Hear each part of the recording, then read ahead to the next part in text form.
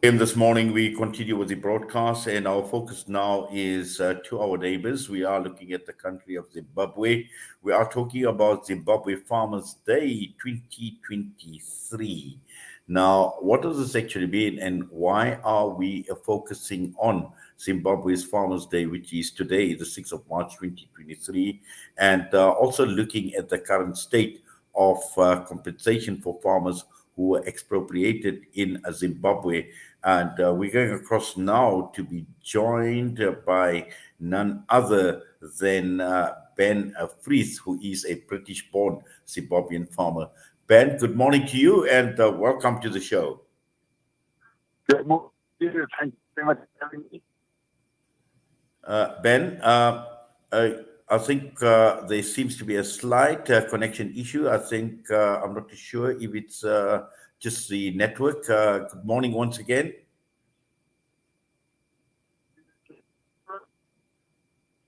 Oh, definitely. We can't hear Ben. In fact, we're going to try and get hold of him. In fact, I think quality is not very good. And we're going to try and get hold of Ben on a better line. But again, looking at Zimbabwe and South Africa itself is going to be under pressure from an agricultural perspective. And until we can get Ben once again, just to look at Zimbabwe, and we know the developments in Zimbabwe that have taken place over a period of time, looking at the farming community, looking at agriculture, looking at a country that held so much promise from an agricultural perspective, but looking at the current state of hunger, the poverty, the food insecurity that is taking place. And to a large extent, this has got to do with farming. And yesterday, in fact, in Menlo Park, or in fact, today in Menlo Park, at 12 o'clock, there is an event called Zimbabwe's Farmers Day. And this is an information day on the current state of compensation of farmers who were expropriated in Zimbabwe, and it is taking place in Menlo Park to meet. And this event is for the farmers themselves for a first-hand report on the compensation issues and the impasse at this point in time.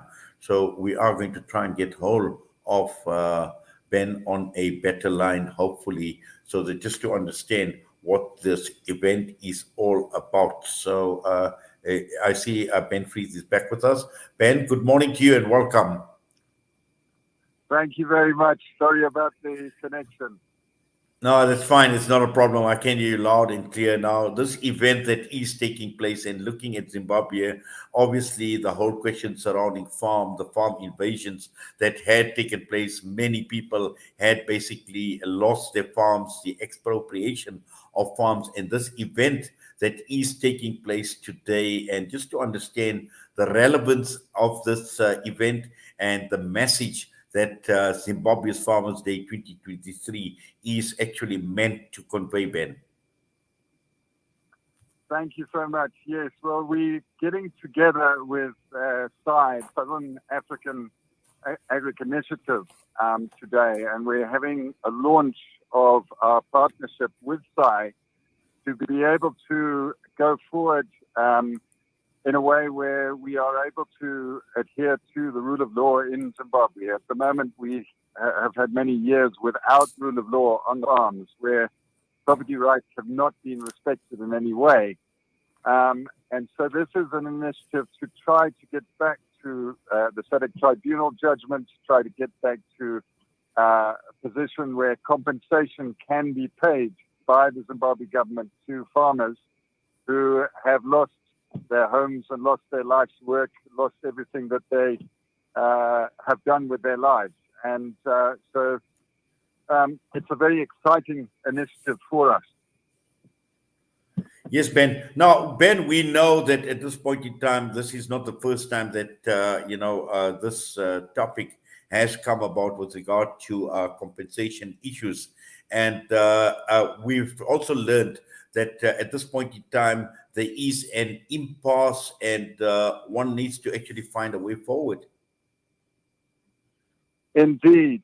There was in July 2020 a global compensation deed signed with the Zimbabwe government.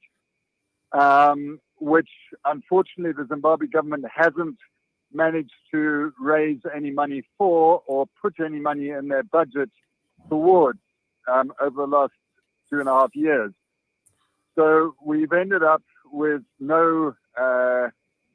with the Zimbabwe government defaulting on all of those payments.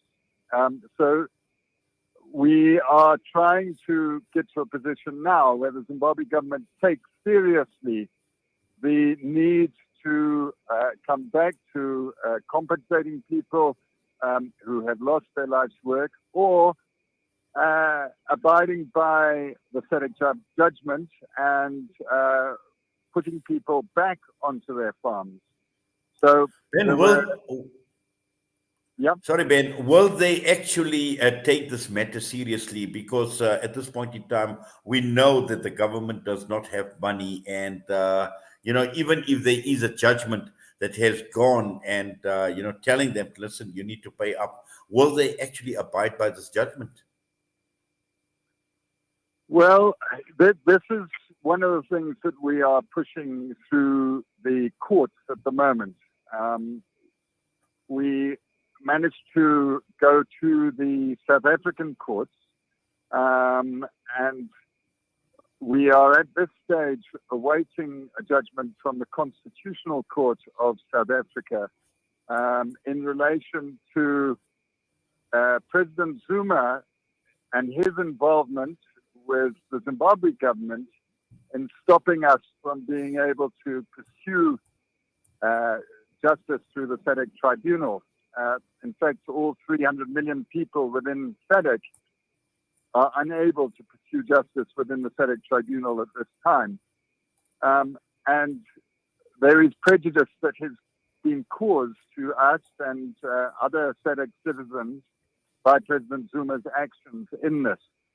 So we are hoping that through this action, there will be a lot of pressure on the Zimbabwe government to help re-establish the SADC tribunal so that we can get either cheap option for Zimbabwe government is to allow us to farm, and in many cases, our own case included, we have no production or almost no production going on our farms. And those farm workers need jobs. The country needs foreign currency. The economy needs that stimulus of agriculture to get going again. And so this would be the cheapest and the best option for the Zimbabwe government. If the Zimbabwe government feels that they cannot take that option, then of course they need to find the money. And we have got tons of gold going out of the country all the time. We've got many, many minerals. It's not as though they are without the possibility of getting resources. Yes. What is the potential at this point in time, as things stand, Ben, in restoring, the agriculture in Zimbabwe? Because we know that there is a lot of land. It is fertile land. It has got huge potential from an agricultural perspective. And at the same time, with the lack of activity that is taking place on the farms, we know it has worsened the situation in Zimbabwe, the food insecurity, the poverty, the hunger. People are dying of hunger. So, is there potential at this point in time to restore the agricultural sector? Yeah, well, Zimbabwe has always been primarily an agricultural country. We also have many minerals, of course, as well. But at the moment, the international community is having to come in and feed 3 million of our Zimbabwean people. And as a result, there's many Zimbabwean people coming across the border to South Africa and going to other places to try to find work. But the easiest way for the Zimbabwe government to get things going again within the economy is to respect property rights, to respect judgments from the courts, and to allow skilled people to go back to farm.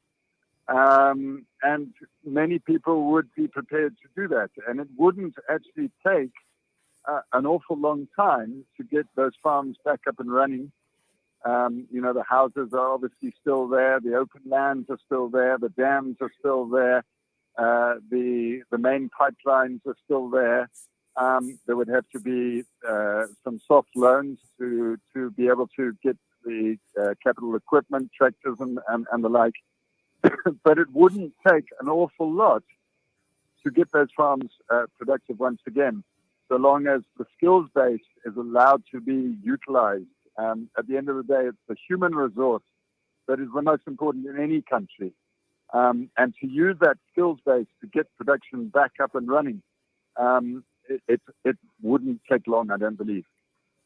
Yes. Now, the event that is taking place today at Menlo Park, who would be attending that event? And I know the message is going to be clear, obviously, for the Zimbabwean government to honor what they are supposed to honor. And just looking at the people that will be attending this event today. Well, first of all, we've got press, so we've invited a lot of press from around the region. And then secondly, we are engaging with the diplomatic community. And so we've got many of the embassies in Pretoria, their ambassadors and other representatives coming to try to understand the importance of this issue being resolved. It's not going to just go away. It has to be resolved, and it's important that we get the pressure to get it resolved. Well, Ben, we wish you all the best. We wish you well for the event that is taking place today. But for now, we thank you. We do appreciate you taking time out talking to us here on Salam Media this morning. All the best to you. Well, thank you so much, and thank you to all your listeners. Ben Freeth, British-born Zimbabwean farmer, with us this morning. Zimbabwe Farmers Day. It is an event that is taking place this morning, Monday, the 6th of March at 12 o'clock, loft at 9 at 9 Umgazi Road in Menlo Park. The time is just headed for 9:49. We're going to go for a break. We'll be back.